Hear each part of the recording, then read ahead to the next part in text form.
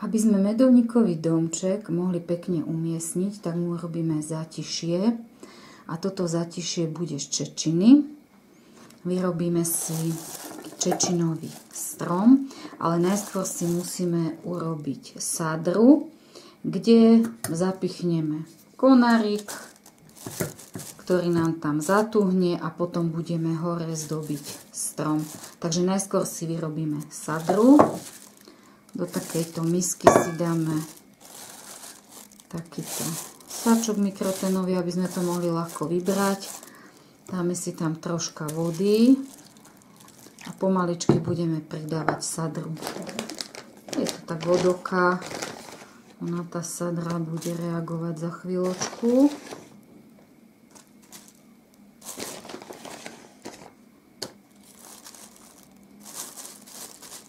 Premiešávame.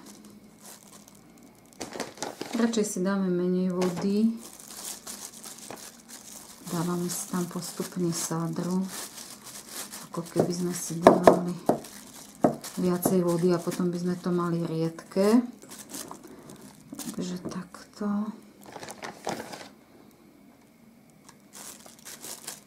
Znovu si prilejeme troška vody. Premiešame.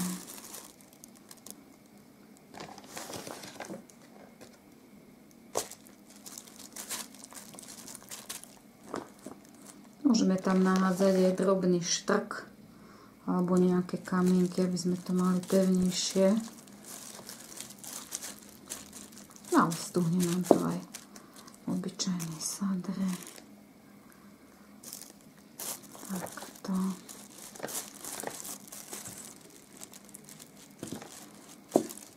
Taký pudinček.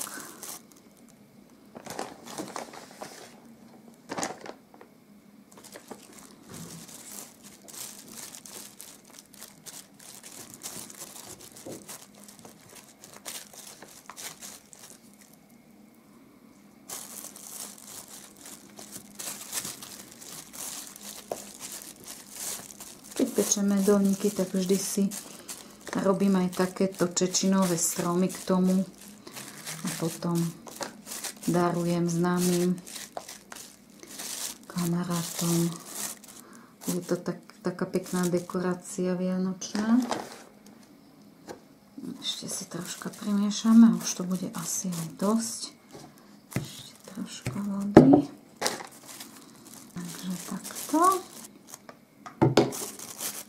Toto vyzerá. Teraz počkáme, kým nám to troška zatuhne, aby sme tam mohli zapichnúť ten konárik. Takže sadra nám za nejakých 10 minútiek trošku zatvrdla. Teraz tam dáme takýto konárik a počkáme, kým to úplne vytuhne, aby sme tam potom mohli aranžovať čečinu.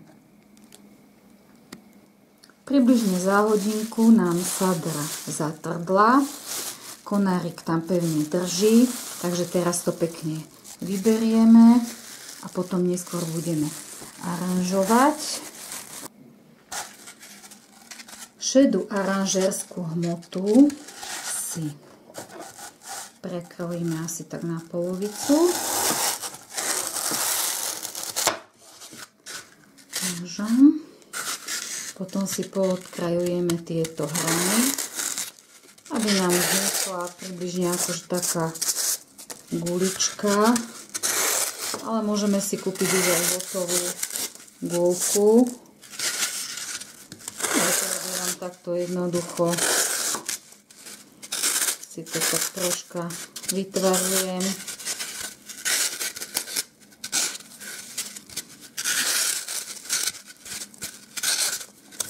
Takže takto. No a teraz tam budeme pichať čečinu. Ja som si natrhala tuju, lebo tuja vydrží dlho, neopadáva, takže je to veľmi praktické. Takže uvoľané. Úplne jednoducho. Budeme si strihať tie konáriky na menšie. Si budeme pichovať takto čečinu. pekne vedľa seba. Na husto. Dobre to drží. Toto je pena, ktorá je určená na aranžovanie suchých kvetov.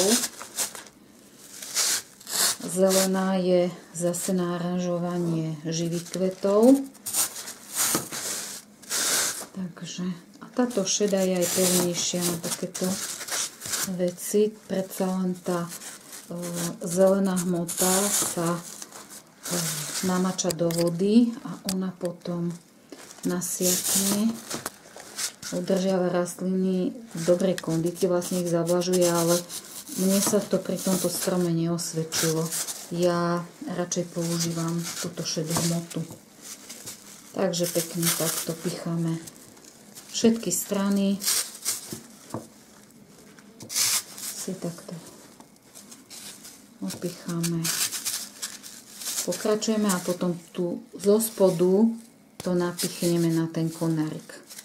Takže pokračujeme kolo dokola. Penu máme napichanú čečinou. Teraz do takéhoto prúteného košička vložíme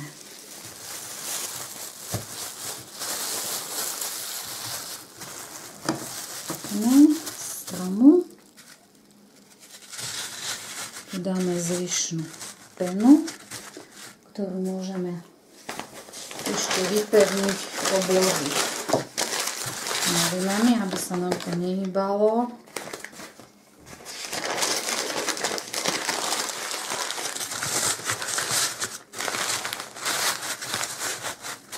Takto.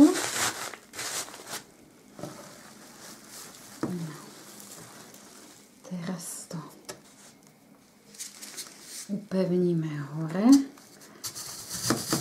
Napichneme to na tú penu. Strom vyzerá takto.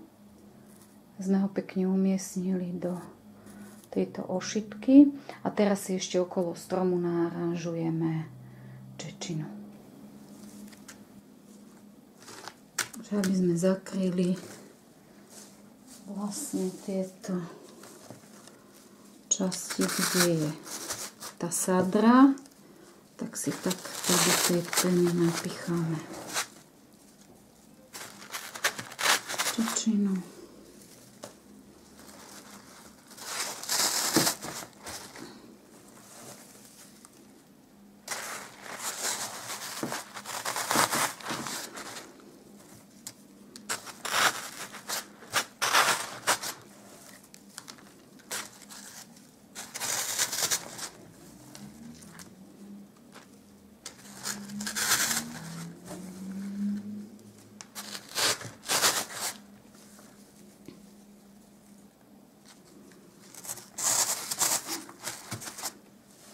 A tu si necháme taký plac vlastne na ten medelníkový domček.